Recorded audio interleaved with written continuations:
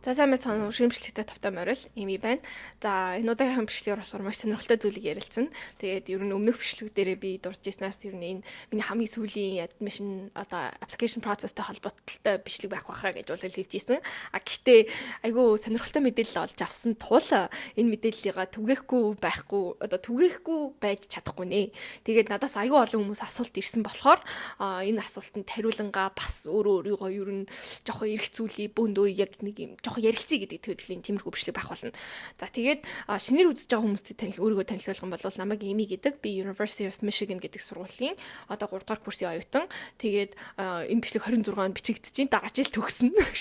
За тэгээд ерөнхийдөө бол юу вэ? Сэтгэл зүй болон communication and media-г монголоор яг юу гэхийг мэдэхгүй байна. Гэтэ ер нь маркетингтэй төстэй тийм мэрэгчлэр давхар мэрэгжил эзэмшээд ингэ явж байгаа хүн байна. Тэгээд ер нь YouTube channel дээрээ ийм application processтэй Америк руу өргөдлөө хэрхэн явуулах юу анхаарах хэрэгтэй, би яаж явуулж ирсэн гэх мэтчлэн төрлийн айгу олон бичлэгүүдийг одоо тавьж исэн. Тэгээд тэр бичлэгүүдийг хэрэг үзхийг хүсвэл та хэд ингээд нөгөө би нэг плейлист үүсгэсэн байж магадгүй. Тэгээд тэр плейлистийн линкийг карт хэсэгт холбочих. Тэгээд би бас давхар юу ачи description хэсэгт холбоод өгье. Тэгээд хэрвээ ерөнхийдөө бол миний талаар мэдмээр ч юм уу эсвэл application талаар мэдмээр байх юм бол тэр бичлэгрүүд ирүүлүү хэрэгтэй байх гэж бол бодож байна. Тэгээд энэ удаагийн бичлэг хүмүүсийн байнгын асуудаг таныг юу одоо яг ямар фактор нь энэ сургуульд accepted болох одоо зүйл болсон бэ гэдэг тэр асуултанд хариулахаар би ирлээ.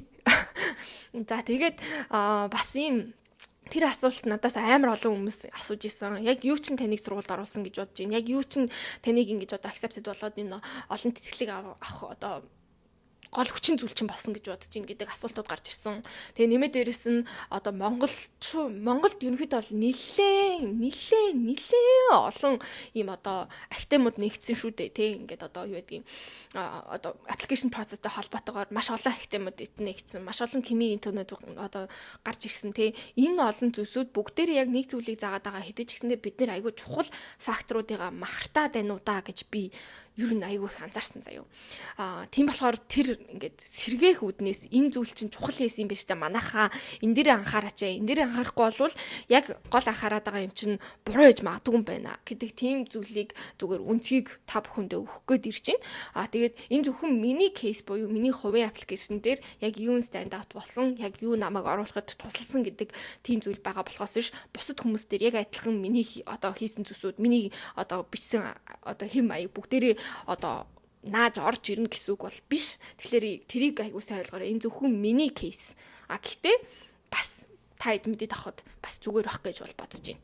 За тэгээд улам илүү миний талаар мэдхийг хүсээд миний аппликейшн дээр яаж юу хийснийг мэдхийг хүсэж ивэл let's talk about my application process юу байлаа да. Яна би яг юу гэж нэрлэлээ санахгүй байна. Гэтэ би энэ карт хэсэгт толбочих заяа.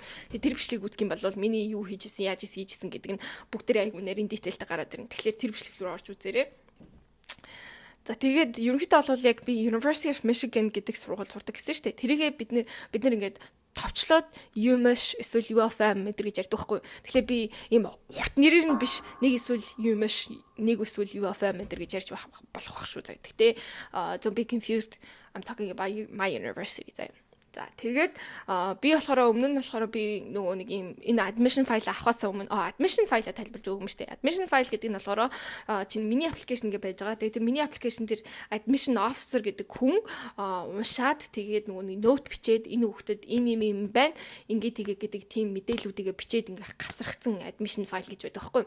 Тэгээд тэр би file авсан. Тэгээд авсан гэдэг нь бүр ингээ өөртөө авсан бол бас биш.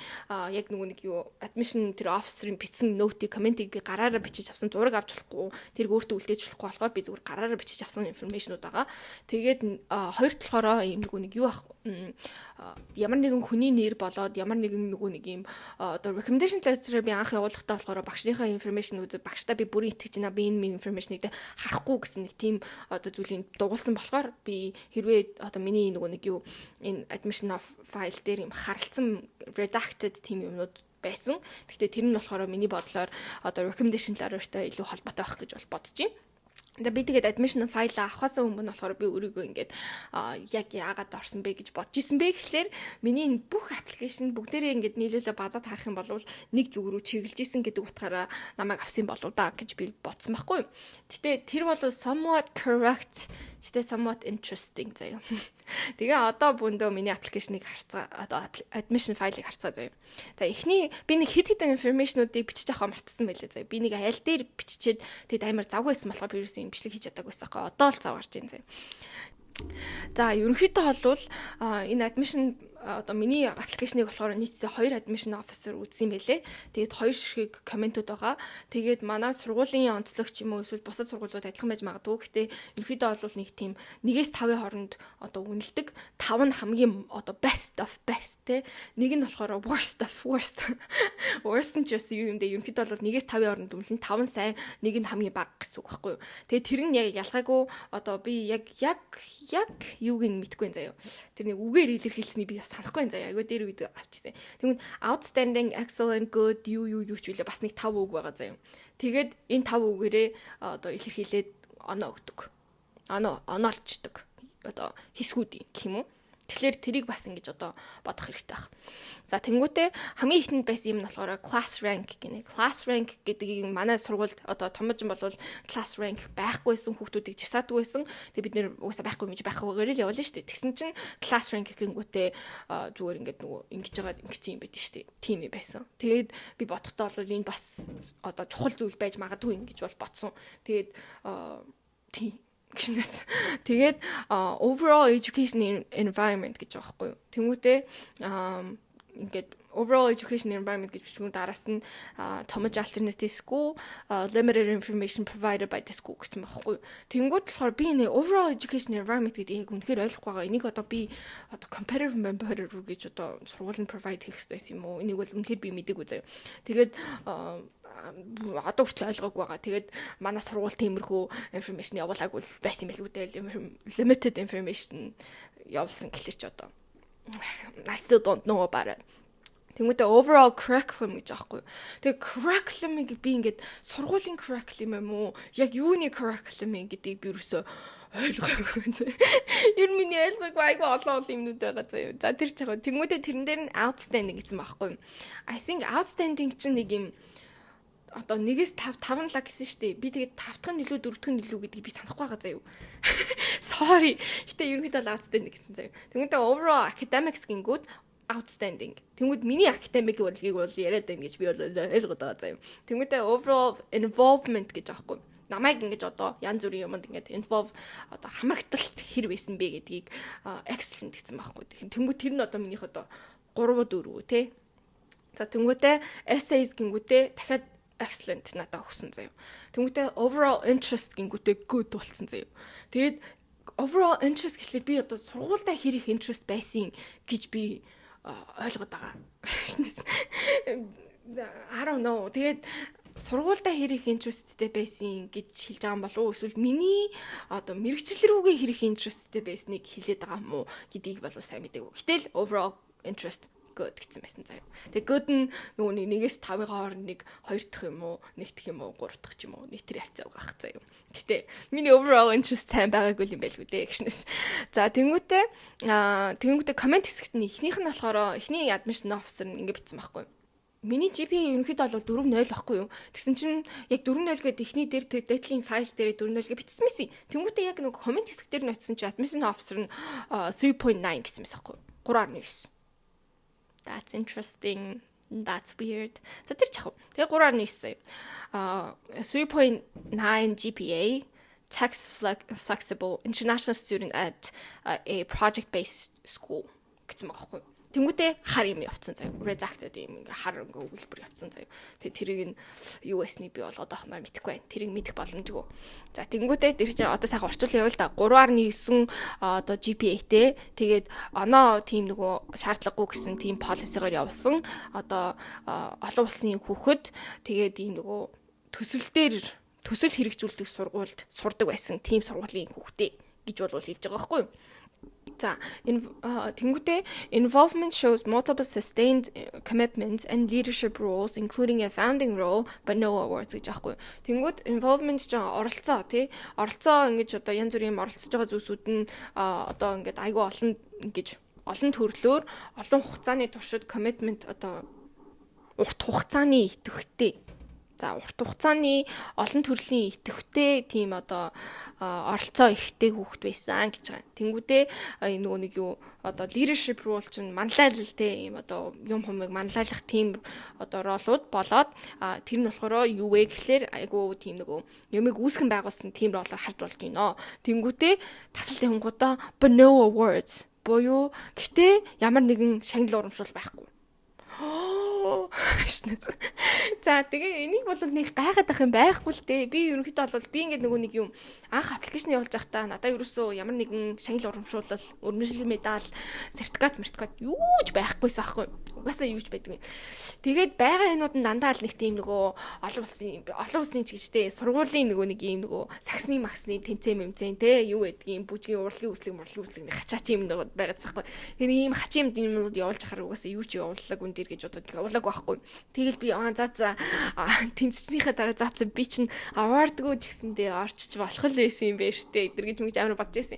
Тэгээ award чи ер нь л honor ч хамаагүй юм биш үү дээ эдэр гэж бодож исэн чинь ECG буюу extracurricular activity хичээлээс гадар үйл ажиллагаа чинь одоо boost хийж өгөх юм чинь award байсан юм байлээ. Honors байсан юм байлээ. I didn't know guys. Honors монортой анхаараарай. За энэ бол ихний зүйл заяа. Тэнгүүтээ энэ дэр болохоор миний EC буюу extracurricular activity гэмээр ингэж тодорхойлсон байгаа байхгүй. Тэнгүүтээ multiple sustained commitments and leadership role буюу олон төрлийн маш удаан хугацааны одоо ингэж нөгөө commit хийсэн team одоо ролууд байгаад байгаа байхгүй. Тэнгүүд нөгөө нэг extracurricular activity чинь зүгээр 3 сар internship хийгээд өнгөрөх биш. Удаан хугацааны туршид хийсэн юмнууд нь миний аппликейшн дээр намайг одоо ингэж тодтогч гаргаж ирэхэд тусалсан байгаа даахгүй юу? Ойлгож байна манайхаа. За тэгээд араас нь болохоор essay shows strong voice with some interest in University of Michigan. Би эсэн дээрээ 6 сар ингэж зарцуулж хахад миний эсэйг ерөөсөө л хоёрхан биш ганцхан өгүүлбэрт заяа. Ганцхан өгүүлбэрт эсийн хүчтэй дуу хоолойтой бөгөөд University of Michigan-д тодорхой сонирхол байгааг харуулж юм жоохгүй. Some interest in University of Michigan. Тэгээд тэнгуүтэй ингээл эсэний талаар бичсэн өгүүлбэр ингээл болоо. Манайхаа. Миний бүтэн 6 саржингаа бичсэн эсэ. Ерөөсөө тодорхойлохдоо essay shows strong voice with some interest in UMass.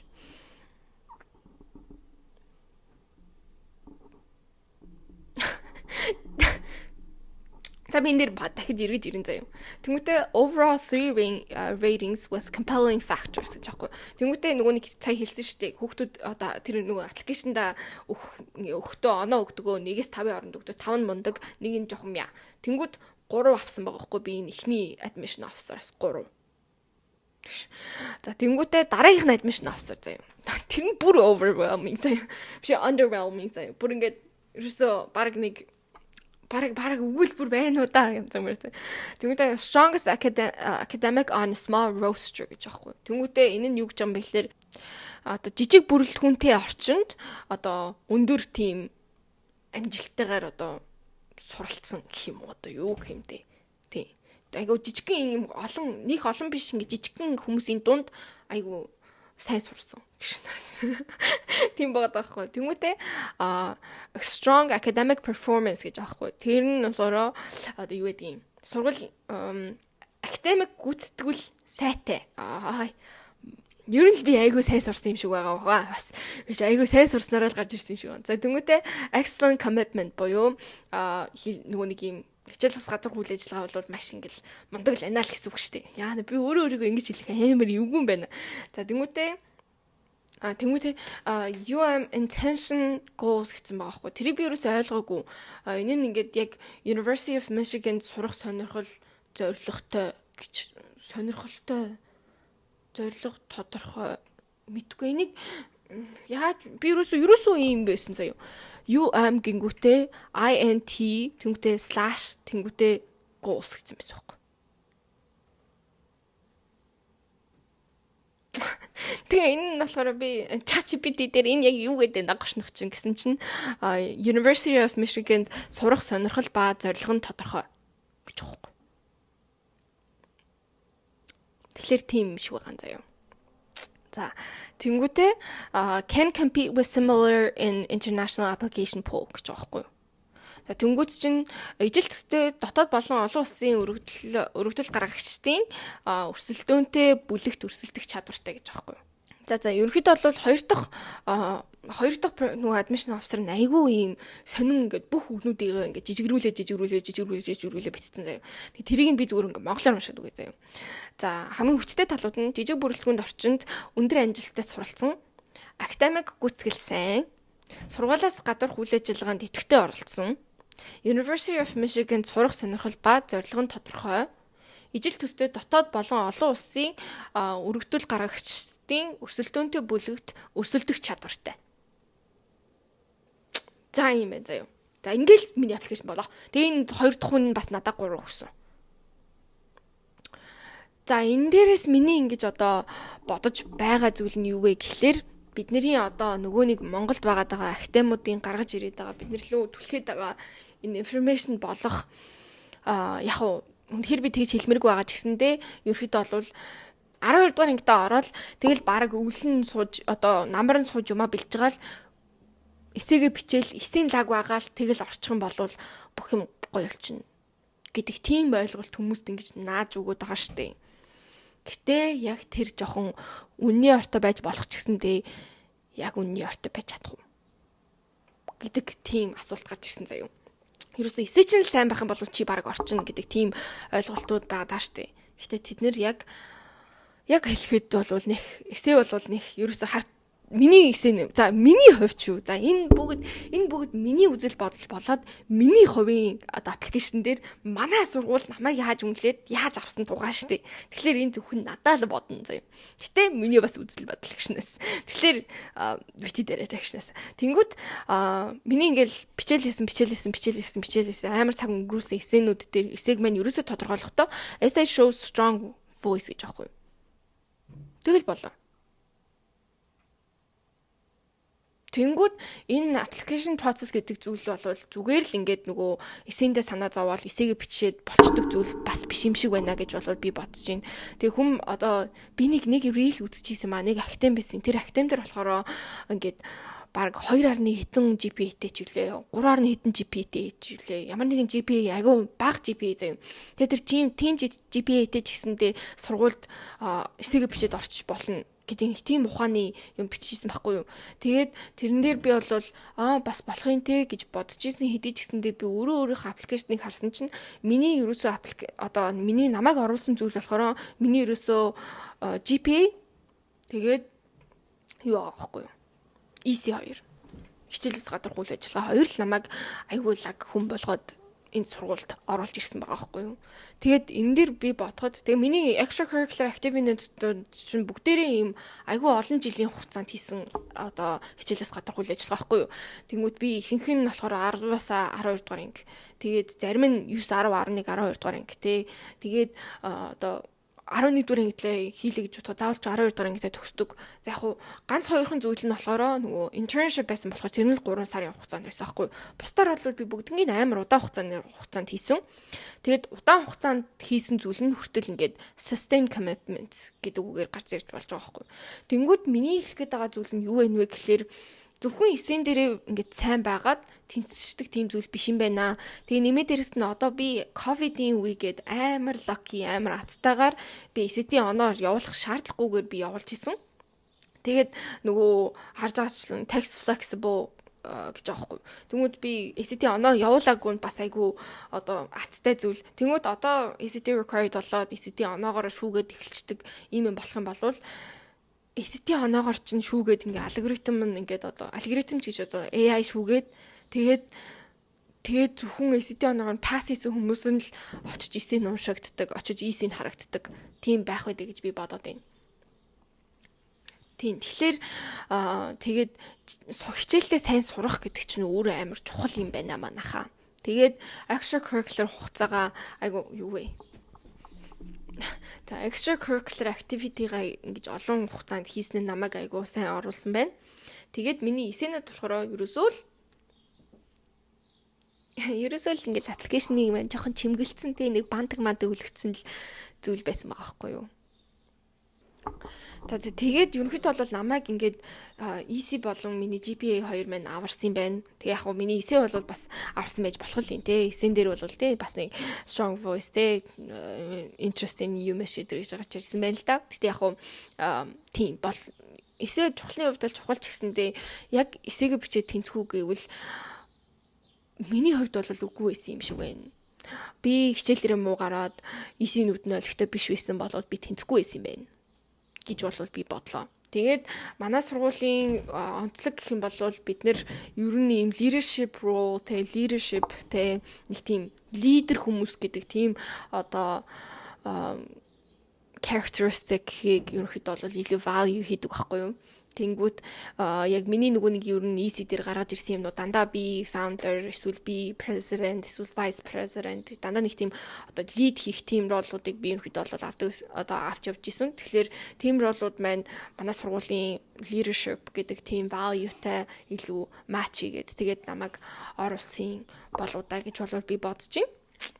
Тэгэхээр ерөнхийдөө бол найзуудаа хичээлээ сайн хийгээд хоноогоо сайн аваад EC дээрээ жоох анхаарад тэгээд эсээгээ бичээд гинэс бүгдээрээ important хэлүүлдэг насны. Гэтэ ерөнхийдөө бол эсэм дээрээ ганцхан эсээгээ бичээл орчно гэдэг тийм ойлголт байх юм бол бас жоохон буруу бодчих магадгүй юм шүү гэж болвол би энэ бичлэгийнхаа хүрээнд ерөнхийдөө бодлоо. Тэгээд ямар нэгэн аппликейшныг явуулж байгаа хүмүүс ах юм бол амжилт хүсье. Тэгээд энэ бичлэг нөгөө нэг таныг юу таныг энэ бичлэг юу таныг энэ сургууль руу оруулсан бэ гэдэг тийм асуултанд хариулсан гэж найдаж байна. Тэгээд энэ бол надад уншихад айгүй сонирхолтой байлаа. За тэгэл айгүй сонирхолтой юм олж мэдлээ. Тэгээд та бүхэнд бас нэг тунгаж хоёрыг бодуулж бас нэг шинэ өнцөг нэмж чадсан бах гэж бол найдаж байна. Тэгээд дараагийнхаа бичлэгээр уулзлаа. Түр баяртай. Аппликейшнд амжилт хүсье. Bye bye.